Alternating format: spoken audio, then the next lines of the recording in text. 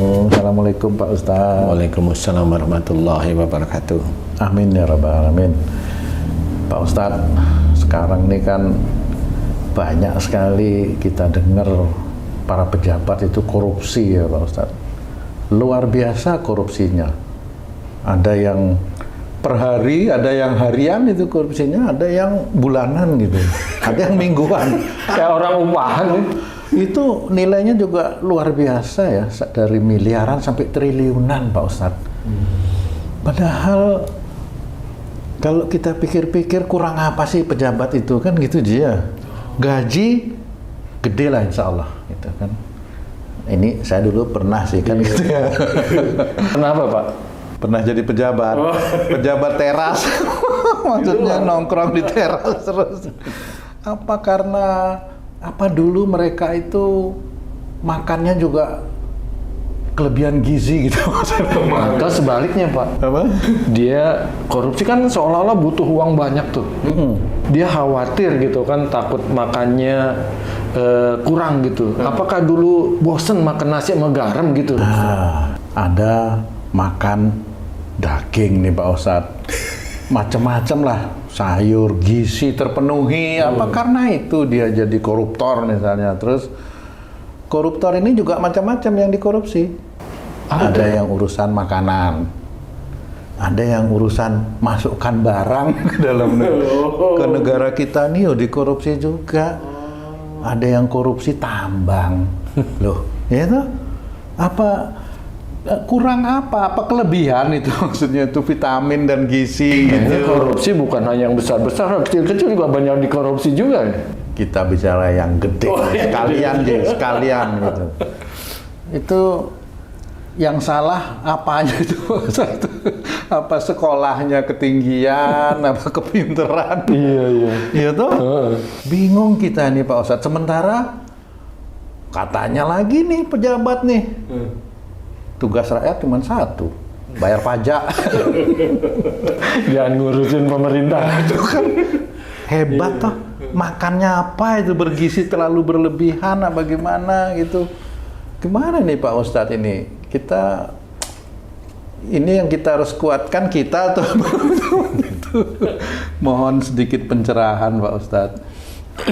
Ya. Bismillahirrahmanirrahim. Assalamualaikum warahmatullahi wabarakatuh. Waalaikumsalam warahmatullahi wabarakatuh. Amin ya rabbal alamin. Kepandaian seseorang itu titipan dari Allah Ta'ala. Oh, Nomor satu itu kepandaian itu titipan dari Allah Ta'ala. Kemudian orang yang korupsi atau pejabat yang korupsi atau koruptor nggak cuma pejabat aja, ini yang kita bicarakan pejabat. Apakah itu dulu makannya hanya cuma nasi sama ikan asin aja kan gitu ya.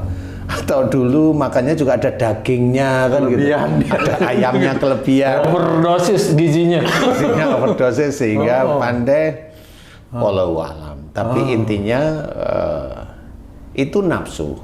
Makanya agama kita itu menyuruh kita itu mengejar akhirat, mengerjakan yang ada di dunia ini tujuannya adalah akhirat.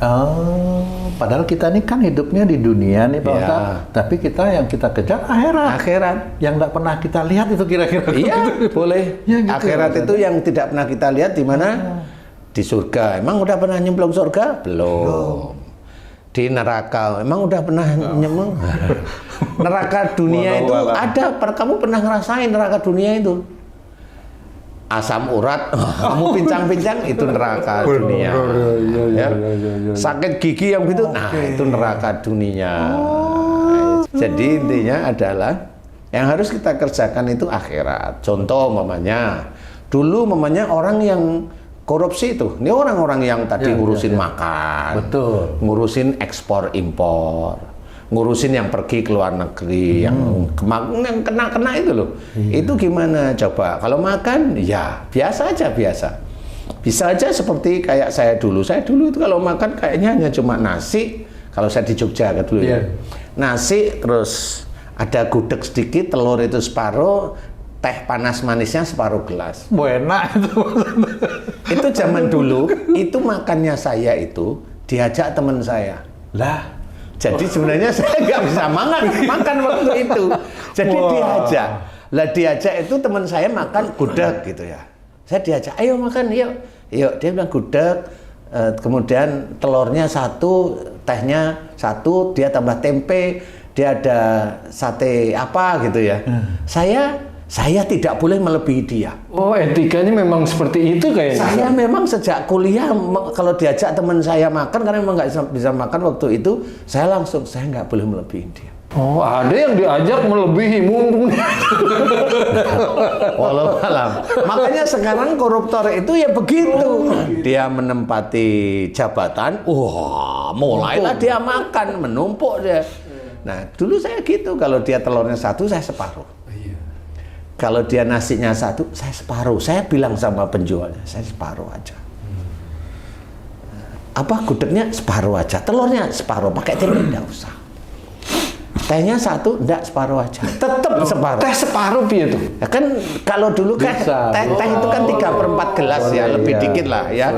Ya saya setengahnya aja cukup sudah. Karena apa? Saya diajak teman saya. Jadi jangan sampai teman saya itu saya bebani dengan saya makan yang nggak karu-karuan.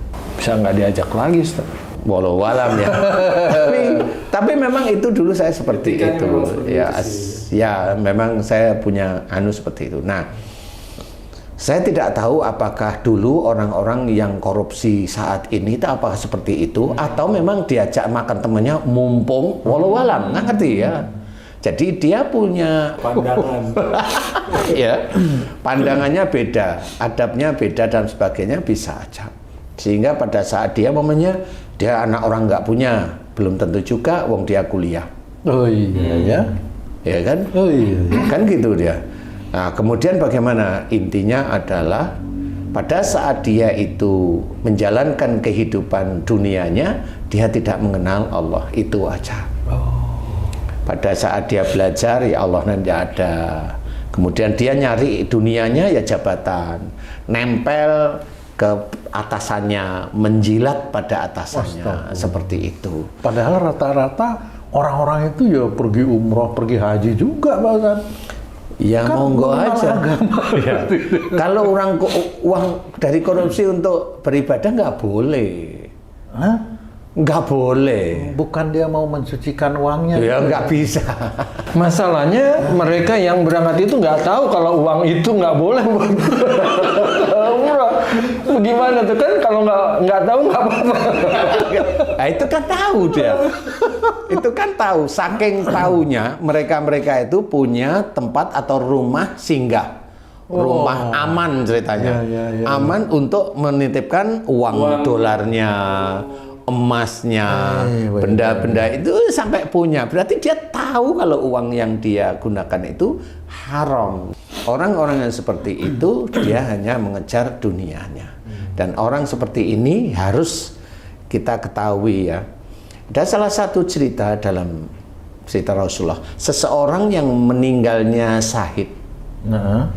Tapi kalau dia punya hutang, dia tidak bisa masuk surga. Padahal syahid itu langsung masuk surga. Ya, harusnya seperti itu. Tetapi karena dia berhutang, tidak bisa masuk surga. Kalau ahli warisnya tidak membayar hutangnya. Ini berhutang.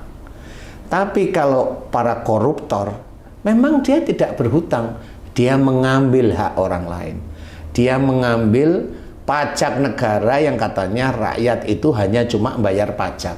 Wong orang-orang rata-rata orang-orang yang korupsi itu, koruptor itu, yang Islam ya sholat kok dia. Iya. Dan Ya kan? kelihatannya kayak alim-alim juga. Nah, iya. Malah satunya itu dalam wawancara itu malah demi Allah, malah menyebut demi Allah. Itu gimana itu ya Pak? Ya memang nggak bisa. Dia kan berarti sholat. Iya. Jabatannya bukan malah dijaga sama Allah Ta'ala, diambil. Karena apa? Korupsinya. Lah kok dia bisa korupsi? Dari sholatnya? Enggak, sholat dengan korupsi, sholat dengan akhlak yang buruk itu tidak bisa bercampur. Katanya